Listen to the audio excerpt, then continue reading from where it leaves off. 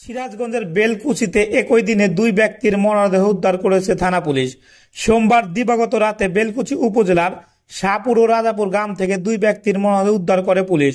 তারা হলেন বেলকুচি উপজেলার রাজাপুর ইউনিয়নের কানাই লাল শাহর ছেলে সুভাষচন্দ্র সাহা, একই উপজেলার শাহপুর গ্রাম থেকে বগুড়া জেলার ধুনুট থানার মৃত আব্দুল রশিদের ছেলে আব্দুল মমিন।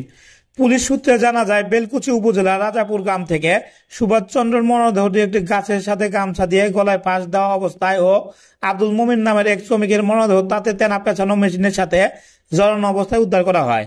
এদিকে বেলকুচি থানার officer in charge OC Zakiriya Hossain জানান, আজ দিবাগত রাতে উপজেলার পৃথক দুটি স্থান থেকে মরদেহ উদ্ধার করা হয়েছে। ঘটনাস্থল থেকে তাদের মরদেহ উদ্ধার করে থানায় আনা হয়েছে। এ ব্যাপারে আইনগত ব্যবস্থা প্রক্রিয়াধীন রয়েছে।